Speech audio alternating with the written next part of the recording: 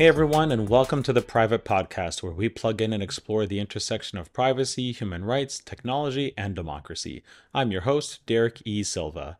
Today, joining me on the Private Podcast is Iris Nevins, co-founder of Umba Daima, an NFT studio building and curating community in Web3. Umba Daima creates virtual galleries featuring multicultural projects by artists worldwide, including the Black NFT Art Network, NFT Roundtable Podcast, and the Unseen Gallery. Iris is a former teacher and software engineering manager at MailChimp. And now over to the conversation with Iris Nevins. Iris, thanks so much for carving some time out of your day to be on the Private Podcast. I know you are incredibly busy, but we managed to get on, make this happen, and we're gonna try and get through as much as possible in the next 30 minutes or so that people learn a little bit more about you, Umba Daima, and why you feel like the work you're doing is so important. So thank you. Thank you. Thank you for having me. All right. Yeah, no problem. So, you've already done this elsewhere, so you don't have to spend a lot of time on it. But can you tell us a little bit about your background and what led you to go from teaching and being a full-time software engineer at MailChimp to co-founding and running an NFT studio? Yeah, so, when I was a teacher, I was also doing community organizing work in South Florida. And that work led me to develop an interest in software. The specific problem that my organization encountered was that it was really hard to organize large groups of people to collaborate. So we would host Right. protests or actions and so forth, and we would get anywhere from hundreds to thousands of people to come out. But then after that, it was really difficult to get them to continue to engage and actually collaborate on campaigns or, advocating for policy and things like that. And so I knew that it wasn't that they weren't interested. We just didn't have the systems that were needed to really kind of facilitate that process. And so I started um, I started thinking about different technologies and applications that we could build to facilitate that. Couldn't find it out, out on the market to purchase or use. So I left my job as a teacher. I went to California. I did a coding boot camp, and then became a software engineer at MailChimp. So that was how I transitioned from teaching to tech. And then while I was an engineer, I just continued to fall into like leadership roles at the company as well as outside of the company. I launched a few projects, and one of them ended up being Umba Daima. And that was inspired by some trips I made overseas where I would buy art from artists at local marketplaces, and I just noticed how cheap they were selling the art for compared to what I thought they could sell for in the United States or Europe. I'm talking about 4, 5, 6 foot giant paintings that are beautiful, stunning, that are being sold for maybe $300 or $400. Paintings like that in the United States would cost thousands, if not tens of thousands. And so Yeah, it's a lot of time spent on something, especially something that big. yeah, it's a lot of time, it's a lot of skill, and it's really, I learned to collect art from my mother. She's an art collector. You can see on my walls that I do collect. So I've been collecting since before NFTs, and it's really hard to find large pieces in the United States that are original pieces that are affordable. And so Right. I was like, okay, maybe we can help them sell their art for more than what they're making in their home countries, but still somewhat affordable for people in the United States or Europe that want really nice pieces for their homes. So Right. I recruited my co-founder to help me set up the shop. We set up this online e-commerce store. We recruited about 8 or 9 artists to launch on the platform. And then very shortly after we launched, we started learning about NFTs. And, Mhm. it was a very kind of pivotal moment because it was like I just spent 8 or 9 months building out this whole project, and realizing how difficult it is to sell art online in the process, and realizing Right. that we had, you know, a significant kind of upward battle and a lot of money that would have to be spent on marketing and SEO and ads and all these different things, brand awareness, to Yeah. get our shop to a place where it would be generating consistent revenue. And then here's this whole new industry that is relatively kind of untouched. We're not seeing many Black people in the industry at all. This Hmm. was the end of 2020. This was around November 2020. Okay. So this was right after Beeple did his first NFT drop.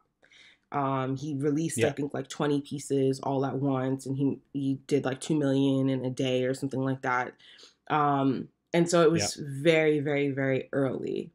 And we saw the opportunity, decided to pivot, and started. We launched Black NFT Art as our first project under Umba Daima, and we just started doing online events and helping to onboard Black artists into the space. And then we started doing artist management as well. Starting with an artist named Andre O'Shea and helping him with rolling out his pieces and navigating the space and building community and so forth. And Andre has gone on to be very successful and do very well. But yeah, so so that's the genesis story. Okay. I think that's a great Genesis story. I was reading a little bit about that, and I mean, to recognize that you ran into the same situation lots of entrepreneurs do, which is like, I have a great idea, I can build it out myself, and then you realize, holy crap, I'm going to spend so much more time, effort, money actually generating awareness and all that. And I've done it myself, and lots of people are doing it now, whether it's in crypto or in traditional businesses. Like, thousands of new people every day are trying to start a new business, and realizing, wow, it's much more difficult than business books will even tell you, or anybody on TV pitching how easy it is to start your own business is going to tell you. It could be very much worth it in the end if things go well. Hmm. But yeah, it's not easy, that's for sure. So I'm curious, what happened to those 8 or 9 artists that you had onboarded, and you wanted to sell their art? Like, did you actually get them sold, or did you just kind of disband the whole thing and go NFT instead? Yeah, so we were able to generate some sales for them. Um, Good. so, it wasn't anything crazy. Like, they didn't earn a significant amount of money. Another part of what happened is that when we originally launched, it was actually probably June of that year. And Facebook still allowed you to do marketing based on ethnicity. Hmm. And so Oh, when we okay. had originally launched, our ads were getting traction like right away. And we started making sales right away. And then we realized we Yeah. needed to rebuild the website and kind of have a more Oh, okay. SEO focused like uh, presence. And so we took a break, and then by the time we came back, Facebook had changed its rules, and so now the exact same ads that we were trying to run were performing like very poorly. And so that was also the same time that we started learning about NFTs. So we weren't able to generate as much revenue for the artists as we wanted, but Yeah. we did try to onboard some of those artists into NFTs. We were able to do it successfully for one. This artist is in Kenya, and I believe within the first month of being in the NFT space, they made over $30,000 in NFTs. And I know that this That's a was, significant amount of money for somebody in Kenya. yes, this was life changing for him. But he ended up Yeah. kind of falling off and leaving the space for a while, and we lost touch with him. I think the NFT space can be very stressful for some folks. Even if you're successful in the beginning, that success may not be continuous. And then there's Sure. some other artists that we tried to support. in terms of onboarding, but we just weren't able to kind of get them to take the steps, the initiative to do the work Yeah. of onboarding. Yeah. Yeah. I mean, it's not for everybody, and for a lot of people, they still have a hard time wrapping their head around, why and the potential value and all that. And I think Freakonomics did a series of podcasts last fall, I think 2021, about the art world and how corrupt it is and how difficult it can be to enforce even some of the rules that are actually in place. Like in Europe, artists are actually entitled to royalties on secondary sales, but Mm. enforcing that is a huge problem. Because if I just, if you came over to my house and you're like, hey, I really like that thing, like, how much do you want for it? Like, well, I bought it for 5 grand, maybe I'll give it to you for 6 or 7, because the artist is more well known now than it was than they were before. And you're like, sold, here's 7,000, here's 7 G's. I'm going to contact the artist and make sure that they get their cut. Very unlikely, right? Unless I actually know them and have a way to get in touch with them in the first place. And you're probably not gonna call them and be like, hey, guess what? I just bought your, this cool painting or whatever from Derek for 7 G's. Like, so that they can contact, like, there's so many things that are not going to happen there, at least are unlikely to happen, that the Mm-hmm. artist doesn't know. And then they don't collect, right? Unless it's done at Sotheby's or some other auction house in Warsaw or in Lisbon, like somewhere in Europe. The chances they're going to get that royalty, whatever it's supposed to be at, is very small. And here in North America, that doesn't exist. In lots of other places, that rule, that law doesn't exist. Whereas, you know selling it on the secondary market on through an NFT platform like OpenSea, Rarible, Looks Rare, etc., they all comply with that part of the smart contract and actually make sure that the artist gets their royalty, whether it's 5, 10, 15%, or what have you. So for Yeah. me, I think that's really important, regardless of the ethnicity of the artist, that the things that they're supposed to be entitled to or that they would like to have, that they actually do get in the end. Mm-hmm. Um, so how many artists do you have now involved with Umba Daima, whether it's they're actually producing works, or you have a volunteer artist management wing, I think. Like, how many artists do you have working with the organization? Yeah, so we don't manage artists anymore, right? So we managed Okay. about 3 artists for about 4 months, and then we decided to transition into, we were actually about to go all in on artist management, and there were 3 artists that we were gonna sign, and all Hmm. 3 of those artists have blown up since then. Um but we decided not to. We decided that we were going to completely stop all artist management work and just focus on helping a larger group of artists through our community programming and events and networking and curation of shows and so forth.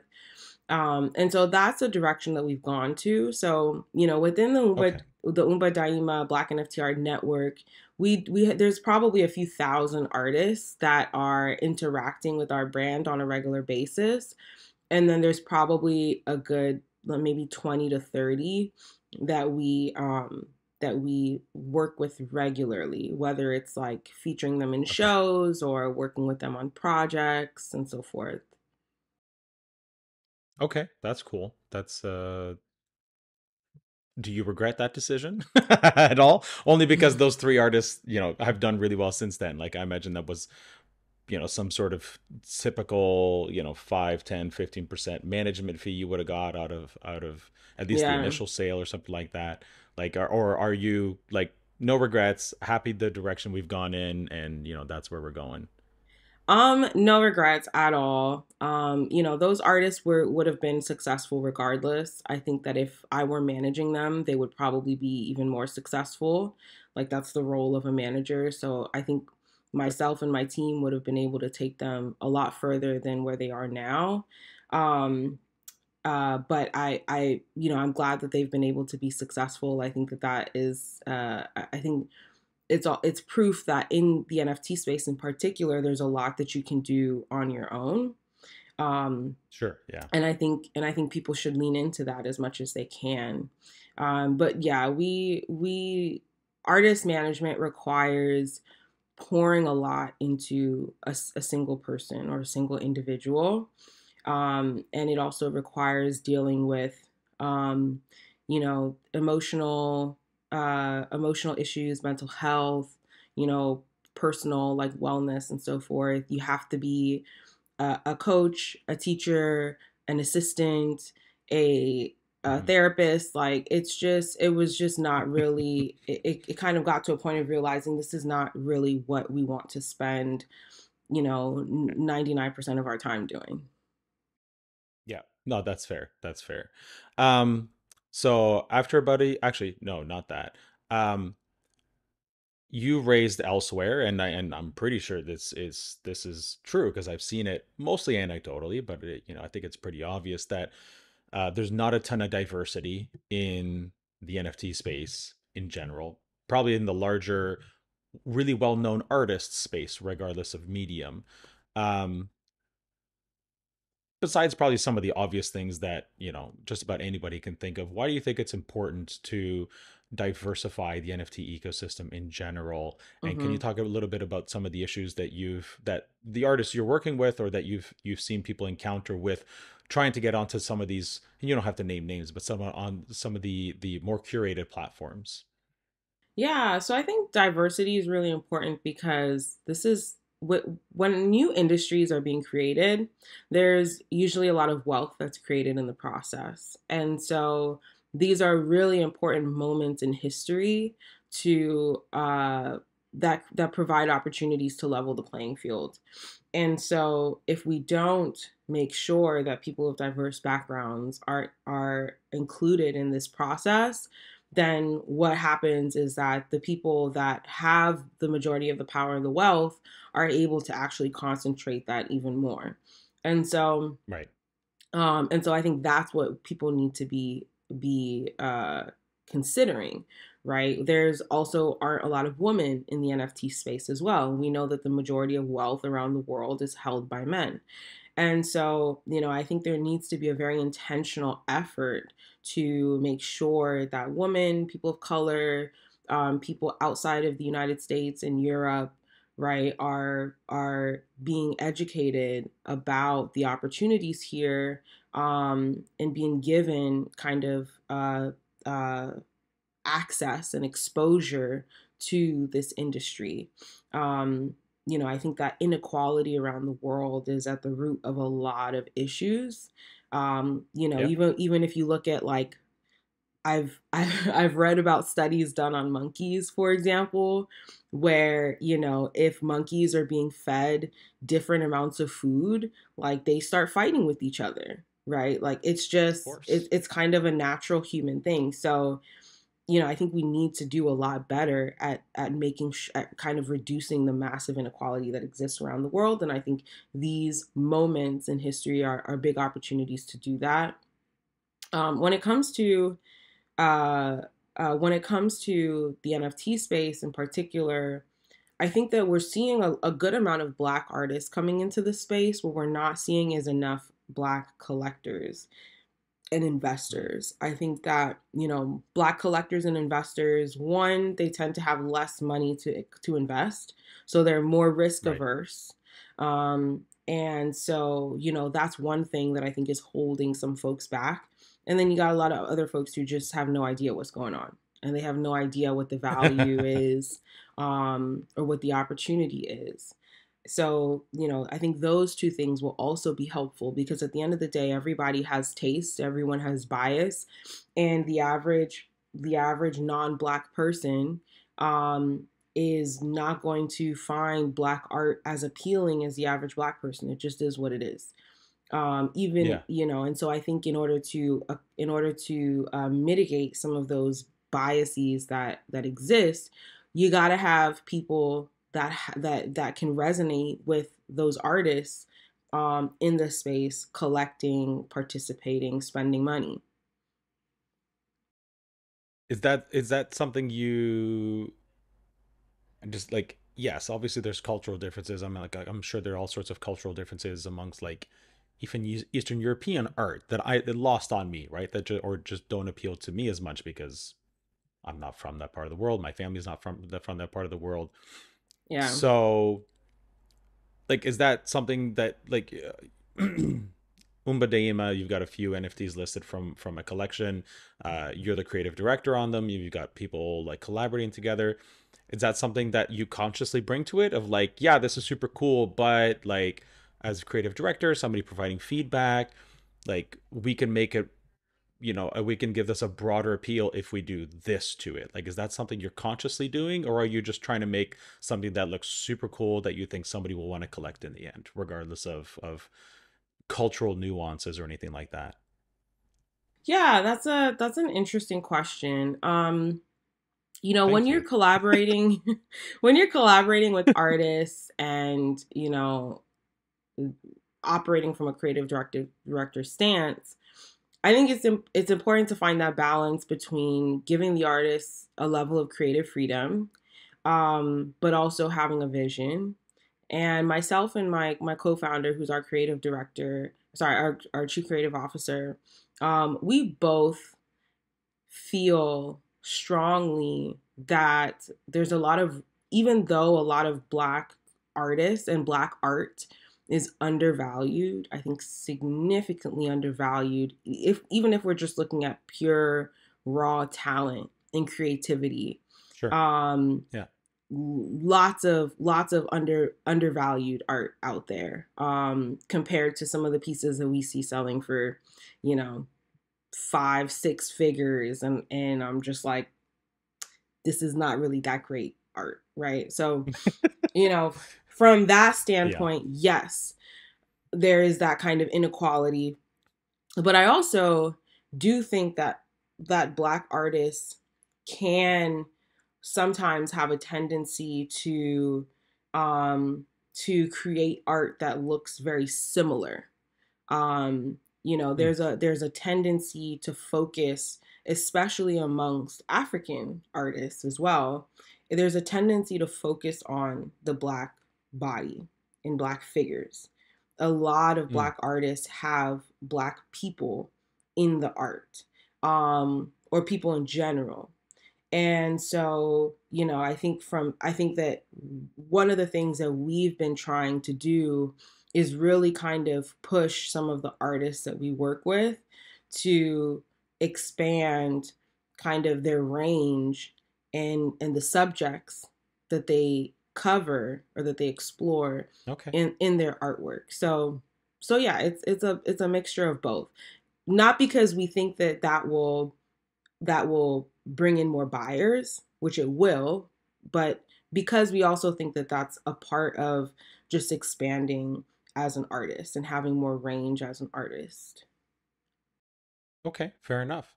So we talked about the Black NFT art community a little bit. Can you tell us a little bit more about the podcast, NFT Roundtable, and Unseen Gallery as well?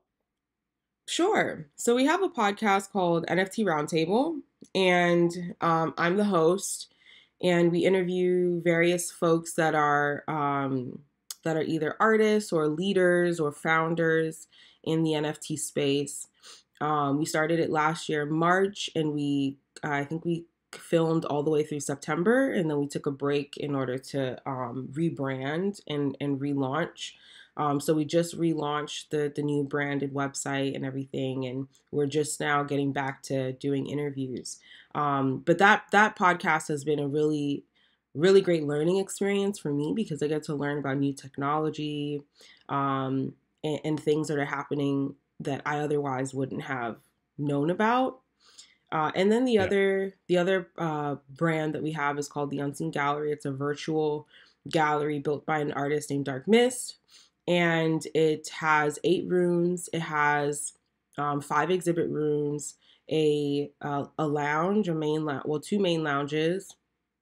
Sorry, a main lounge and another lounge, and then a theater. And so the Okay. virtual theater is where we can play.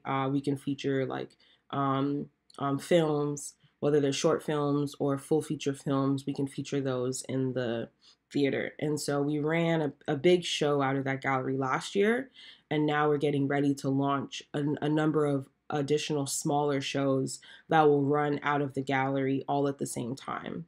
And so we're actively renting out these rooms to different brands or artists or partners that want to launch their own shows.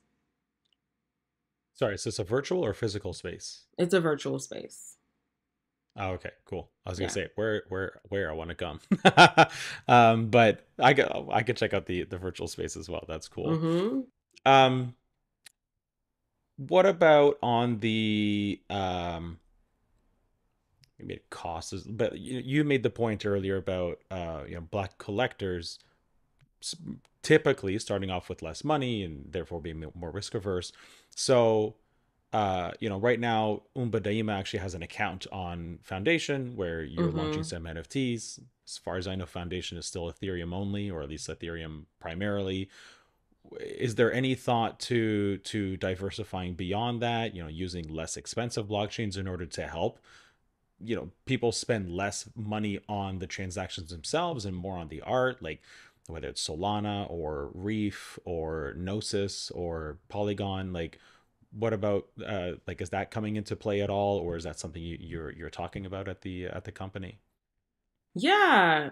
So I've actually never heard of Gnosis or Reef. I'm gonna go look those up after this call. That's fine. I can name 6 or 7 other ones off the top of my head. It's just I didn't want to make this huge long list. No, it's So okay. I'm not a big fan of Polygon. I've lost some money on Polygon, and I think Polygon is just a headache, in my opinion. okay. Um, That's gonna play really well with last week's episode, which was somebody or the one that just got published this week, which was somebody from Polygon. So that's from great. Polygon. Yeah, I mean, I think Polygon is great in theory, and I probably just haven't spent enough time trying to understand it. But from the little time that I have spent and the money that I have lost, I just am not very interested in trying again. Was that a speculative Um, thing on Matic, or was that like I did a transaction and the money lost and I don't know where it went? so the issue that I have is transferring uh because I guess you have to transfer Ethereum across a bridge in order to convert it Yes. to Matic and then make a purchase. And Un somehow in that yeah. process, I have some Matic that is stuck, and I don't have enough Oh. money to be able to pay the fee to get it out. And so it's just like Ah. stuck there. And I'm not sure what I would I'm not sure what I would have to do. I would probably have to go Okay. transfer more, or I don't know. It's just I was just like, this is too Let's talk complicated. after. I could probably help you figure that out. Okay. But we're actually talking, we're in conversations with Flow, actually, Dapper Labs and their Flow blockchain. Okay. And we are hoping to drop a project on Flow over the summer. And so, we're exploring Flow, we're testing them out and seeing them as potentially a viable long-term partner. Okay. Fair enough. Um, okay. I want to ask about maybe 1 or 2 more things. I know we've gone a little bit over here, but we started late, That's so hopefully you okay. have a little bit of time. Um, you got some coverage last year about Umba Daima's first year of operation and the success you had and the revenue the company was able to generate from all the things you were doing, which was terrific. Um, I noticed on um, a black owned, black run, black authored website about all sorts of topics. Did some coverage on you and the fact that Umba Daima and you got coverage on CNBC, which is obviously significant for a variety of reasons. Just the same sort of pushback that lots of people get about NFTs. It's a scam, Mm-hmm. it's all a Ponzi, etc. Meanwhile, you're actually like these are art pieces. Like, you're not building a game, you're not this is not a DeFi project. There's no like I think most of that came from a really strong place of ignorance. The comments on that article. But I'm wondering about how whether you feel like you as a woman of color are getting any more pushback in amongst other black people or what have you than other people are, and if not, or regardless, what you're trying to do to help combat that. Mm-hmm. Yeah, so the comments and criticism on social media. they don't really affect me because it's really confined to like the comments below an article, or let's say Mm-hmm. CNBC tweets the article and there may be a bunch of comments in the tweets, but it's not like I'm being harassed directly or people are like calling my house or anything like that. So That's good to hear. I think that criticism is stuff that I can handle, and I'm not really worried about. In terms of in terms of am I getting more criticism than other folks? It's hard to quantify that. I honestly have no idea. Um, Okay. and then I think in terms of like the general kind of criticism of the industry as a whole, I think it's rooted in a lot of fear. I think it's rooted in fear of the new. It's rooted in fear of things that they don't understand. And it's rooted in the fact that there are things about the industry that do resemble um, Ponzi schemes and scams.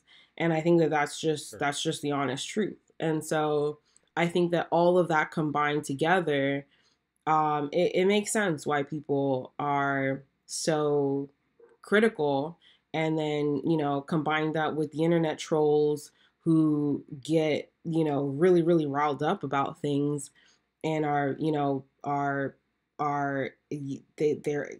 the way that they communicate is just kind of over the top, right? Like it Mm-hmm. just, I don't know, it just kind of makes sense to me. And I do think some of the criticisms are valid. I do think that there are way too many projects that are being released that do operate similar to Ponzi schemes, and I think that they're getting way too much attention, and Sure. people are investing only because they want to make money, and there's Mm-hmm. no actual value that's being provided by the project, and so it's really just a situation where it's like the hype and the FOMO is driving the price of this thing to go up, and there's no other substance there, and eventually it can only go up and up and up for so long before it falls apart. And I think Right. we're going to continue to see that happen. I think that people on the outside need to recognize that this space that is just one part of a much bigger picture. Yeah. Okay. So, what would your advice be to a multicultural artist, or someone who's not white? I guess would be the best way to put that. Hoping to get started in NFTs, or Hmm. producing NFTs instead of traditional art. And I use traditional art. Traditional art is a very broad term, obviously, but you know, digital, minted on a chain, sold through a marketplace. I'm gonna Yeah. get my royalties if I apply any, etc. Yeah. My, I mean, I think number one is do your research, right? Take some time. There's so many resources out there on YouTube, on Google. Like it's really not that hard at this point to find, videos or articles explaining how this whole thing works. So I would say do your research. Right. Um, Tap into Twitter. If you don't use Twitter, start using it. I didn't use Twitter before NFTs. I started using it because I had to. Mm-hmm. So, get your Twitter profile set up, start following folks in the NFT space, and just kind of follow the conversation. And, until you start to get a lot more comfortable and familiar with different folks and brands and projects and so forth. I think the next important thing is to find some sort of community that you can join and feel comfortable in. It could be helpful to find a community that is specifically supports people from your background. So if you're Latin, find a Latin community. If you're Black, find a Black community, right? You can do Yeah. that. You don't have to, but for folks where that is meaningful, definitely do that. But I also think it's important not to, if you do that, don't don't isolate yourself in that community alone. And I think that one of the issues that I see for Black artists is that they and Black people in general is that we're so focused on kind of being comfortable and being around our own people and not having to worry about certain things, and we end up siloing ourselves, and we end up not building the kinds of broader and kind of wide ranging relationships that you really need in order to advance. You Yeah. have to have relationships with different communities. And if you just kind of stay inside that one community all the time, it's going to be even harder for you to be successful. So I think that that's, Right. I would say for, women, people of color, like, LGBTQ folks, like you gotta still go out and build relationships with white folks and men and all these other communities that are out there. It's just a part of the process.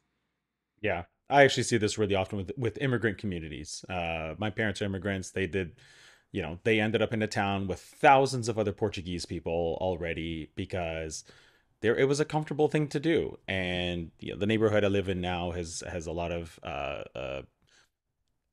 I don't actually know, so I'm going to say Middle Eastern folks. Yeah. Certainly some Muslims. That much is obvious in some cases, but like a bunch of them have all moved here, and I have no issue with that. But like I feel like they are isolating themselves because that's a Mm-hmm. comfortable thing to do, and I totally get the natural inclination to do that.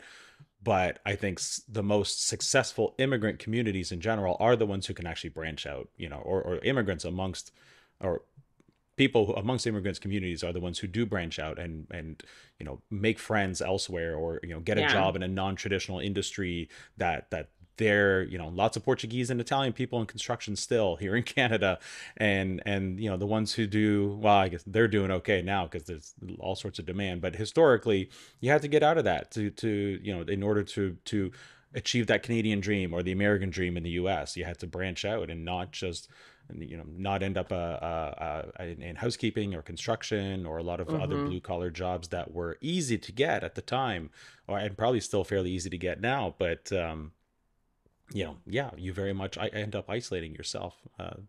Yeah, that's a good Yeah. advice. Final question. What's on the horizon for Umba Daima this year? You talked about potentially dropping a project on another blockchain. Could be Flow, could be a different one. Mm-hmm. What else do you have going on for, I guess, it's almost Q3, so Q3 and Q4 2022. Yeah, so we have a few exciting projects that we'll be dropping. We just released a set of five one of ones. They're not up for auction yet, but they are. We did we did mint them on Foundation, and we're planning to Saw list that. They look them. nice. Thank you. We'll be listing them for auction in the next week or so. Okay. Um, and then we have an NFT that we're doing with Eric Thomas. He's a pretty well known motivational speaker. He has a few million followers on across social media, and we're Cool. doing a one of one for a collection that he's dropping. So we're really excited about that. And then we have a small PFP project, a small avatar project. It's 1,500 NFTs, and it's a story based project. So it's set Hmm. an alternate reality, and there's a whole storyline behind it, and the characters come from this storyline, and so we're laying the foundation for this world, and Cool. our the collectors will be able to build upon that world by owning an NFT.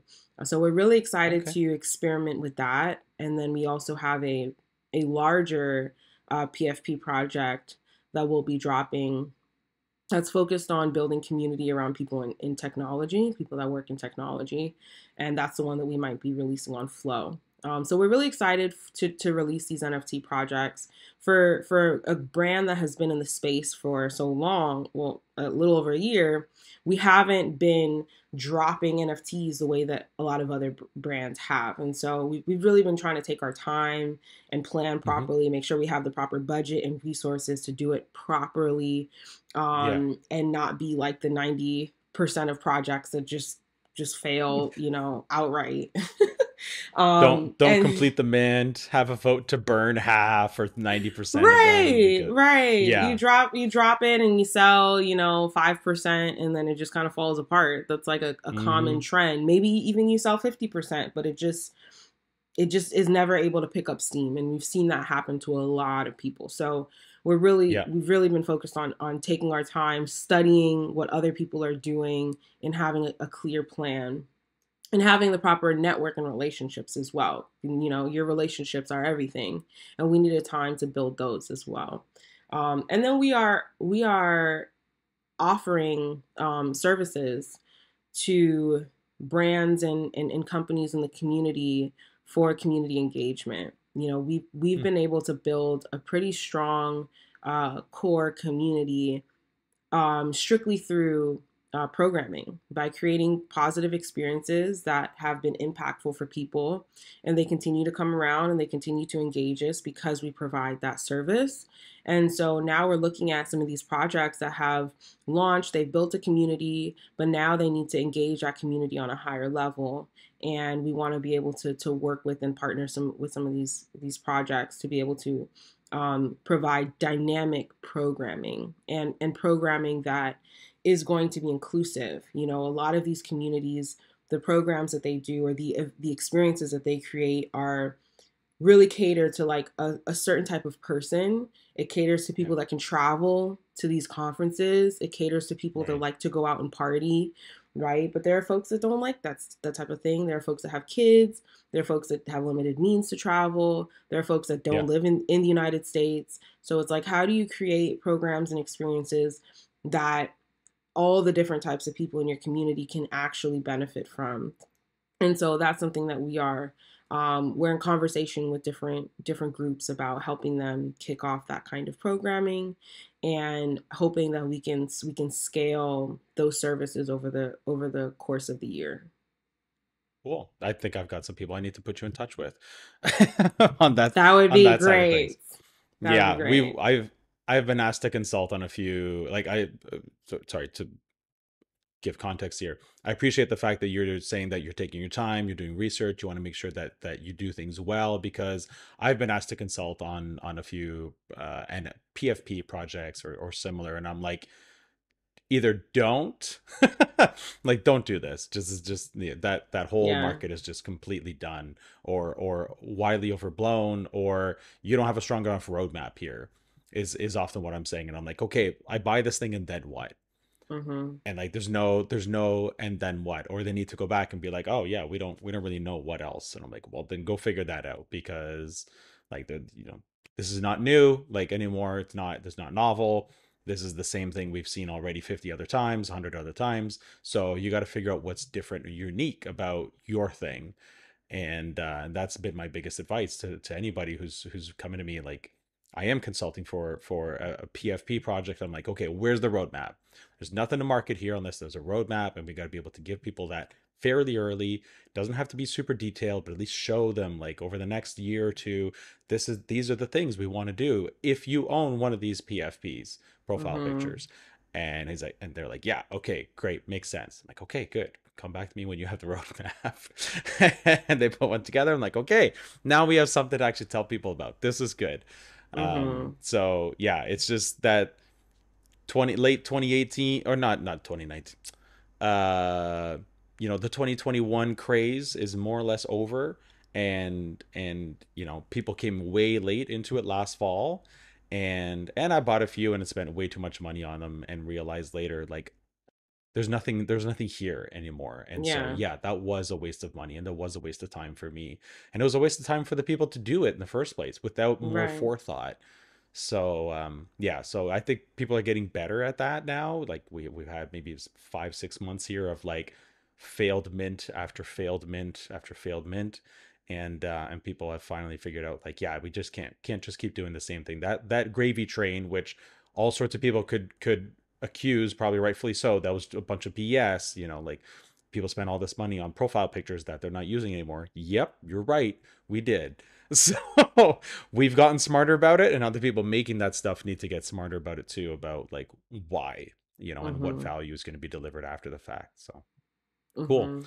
All right, Iris, thank you so much for spending time with us here today. If people want to learn more about you or about Umba Daima and everything that you're doing there, where should they go? Yeah, you can go to umbadaima.com. That's Umbadaima. You can also find us on Twitter and Instagram. If you want to contact us, all of our contact information is on the website. And we're really excited to work with people that have communities, that have startups that are funded and are looking to engage and do programs and events. And also, we have our own set of events and programming that we do, so we can plug we can plug folks into our existing programming as well. Cool. Good stuff. All right. Thanks a lot. And thanks again. For everybody listening or watching, thank you so much for your time. And until next time, stay free.